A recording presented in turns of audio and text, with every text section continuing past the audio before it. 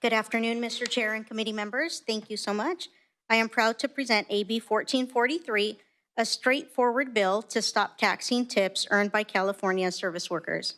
Across our state, millions of hardworking people rely on tips to make ends meet. Servers, bartenders, barbers, hotel staff, rideshare and taxi drivers, and many others.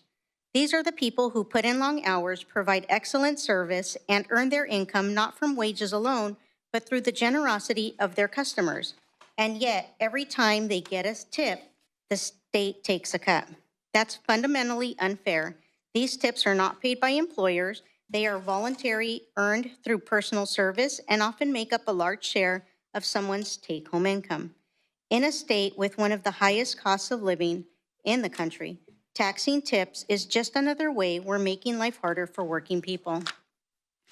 AB 1443 would exclude tips from state income taxes for the next 5 years. It's a targeted, temporary, and responsible approach that will provide real relief to workers right now when they need it most. The bill would also reduce unnecessary unemployment insurance costs tied to tips, easing burdens on both employees and small business owners trying to stay afloat and retain staff.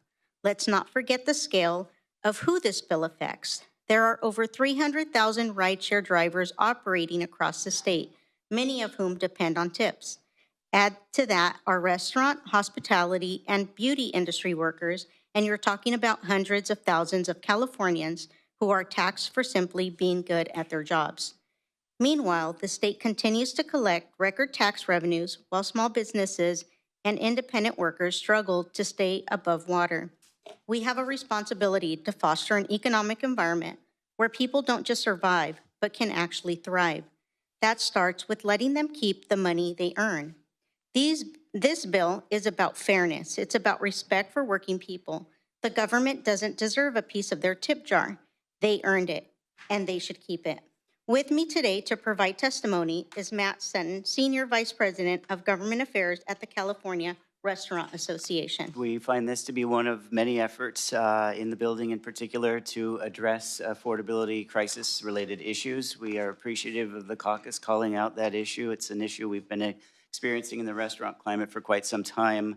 We're made up of, certainly we have some of the larger restaurant chains, but we are made up of the independent restaurants as our base. The post-COVID landscape has been pretty difficult for us. You've heard from us before, so I won't get too deep into that. But the LA Times, the San Francisco Chronicle, and publications up and down the state continue to document the precarious nature of the restaurant community coming out of COVID, coming out of a 40-year high of inflation rates, and facing escalating rents, labor costs, credit card swipe fees. The list goes on and on, new security fees that we never had to deal with in terms of protecting our restaurants and communities up and down the state. So the affordability crisis is real for restaurants, and we are supportive of efforts that attempt to address this, and we think this bill does that on the front of not taxing tips for employees. All of this was true prior to the LA wildfire disaster. What we found since then is that restaurant foot traffic and restaurant hours and employment are down since that. If you were not directly impacted, you were indirectly impacted in most cases, and that too impacts the restaurant community. And so we are concerned with foot traffic being down as a result of the fires. LAX is seeing a drop in travel, and we are seeing tourism rates having concerning trends. All of this is to say that we will support anything that helps on this affordability, addressing the situation.